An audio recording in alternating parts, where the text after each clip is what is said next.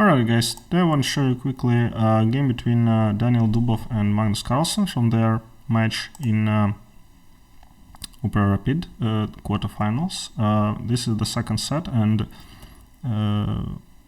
in the second set Dubov is leading 1.5 to half, and Magnus needs to tie the score. So Dubov plays d4, knight f6, c4, e6. So Magnus prefers a more solid approach. He is not the best player in the world what concerns the g6 moves like Grunfeld and King's Indian defense. Knight f3, b6, and g3. So this is fianchetto variation for Queen's Indian defense by Dubov. Part is defending, and Magnus gives this check. So in his many games we can see this. So basically black is ready to give away dark square bishop, and so this is a move with check, so black is winning a tempo. Bishop d2. So Dubov prepares to exchange bishops and play with knights. c5. Magnus reinforces this bishop on b4 and prepares to take with the pawn. So this pawn there after takes looks a bit awkward, but actually very hard to get this pawn. It takes away important the c3 square, and white is forced to play knight to d2. So when these two knights connect each other, they lose a little bit of their mobility. That's important. So castles, a5, important to protect the b4 pawn. Rook to e1. So this is the standard procedure for white to play e4 and take away all the center, and black will try to undermine weaknesses of white. So by playing d6 and d5, they will try to create some weaknesses around the center with the knights. Okay, so Magnus plays d6. This is a little bit surprise for me. Of course I would play with the different knight, but he has his reasons. He is afraid that white will play e5 with tempo at some point, and without this f6 bishop they will be able to create an attack against the king. So he plays the knight to d7.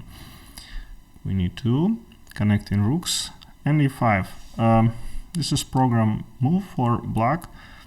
If white plays, let's say, d5, then immediately we see that this is like a pawn blunder. The position becomes better for black, so they will be ready to play knight a6 and knight to c5 and attack this e4 pawn. So this is not correct way to play. Rook d1, bringing all the pieces into attack, so Morphy style. Knight c6. Again, weaker players, they always try to immediately remove pressure from this center pawns. Yeah, when they get extremely nervous when there is this threat to take, or they can take themselves, and grandmasters, they understand that sometimes it's better to keep this tension and not to allow let's say this knight to have a better square on e5 or on c5. He plays knight f1. He found this route to play to e3, to d5, or to f5. So this knight has good perspective, and Magnus needs to do something immediately in order to not to be under big pressure. So he plays queen to f6. Engine doesn't like this move. After d takes e and knight takes e5, so engine proposes knight to h4, heading to f5.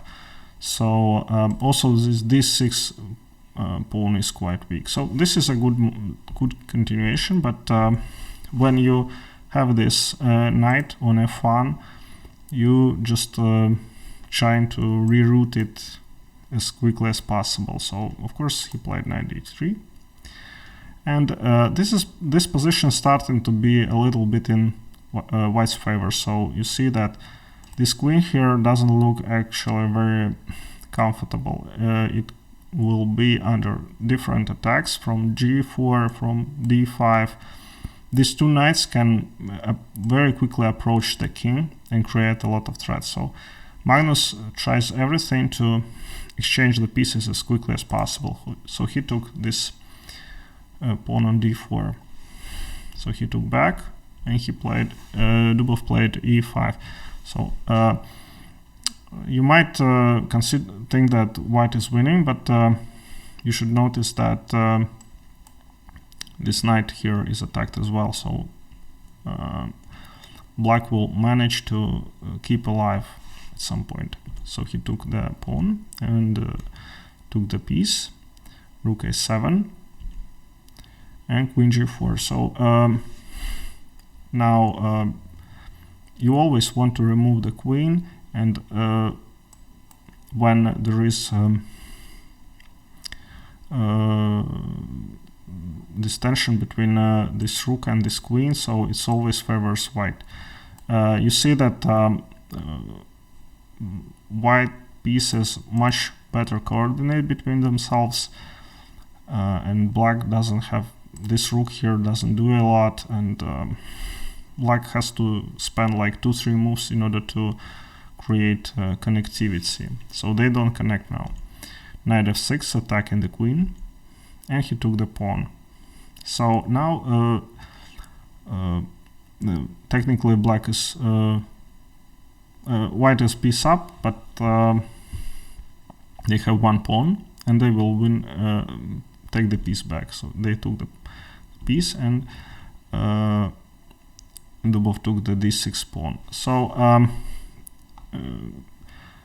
you see that these two rooks, they placed perfectly.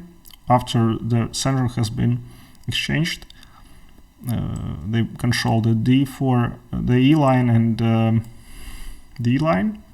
And if queen takes, then it's quite hard ending for the black, because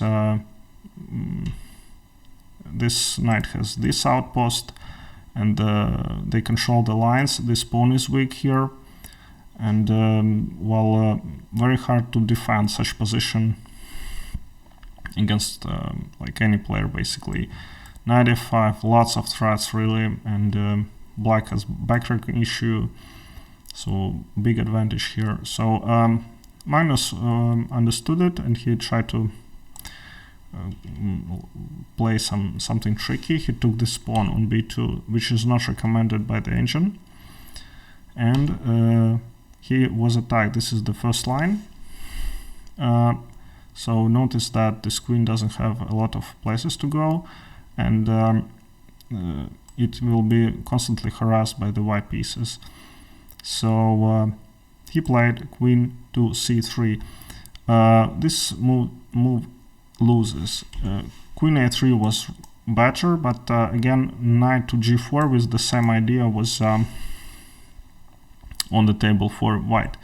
But he played queen to c3, and if you have a minute, you can think what Dubov played.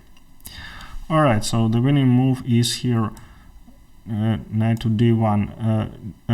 Just notice, and Ivanchuk noticed in his commentary, that it's very easy to blunder a backward move. So when not like knight to d5, which would be captured, yeah, but like attacking from the behind. And the idea is, let's say if black plays queen to a3, then it's mate. Black takes the rook, king takes, check, and mate.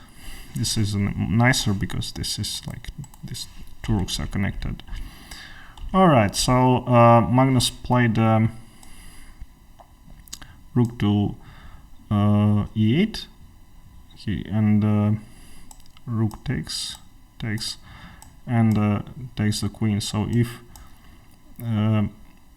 he takes the queen, takes, and black can't recapture because of the mate in 1. And otherwise, let's say g6, then white is just a piece up and winning. Alright, thank you very much, and see you next time.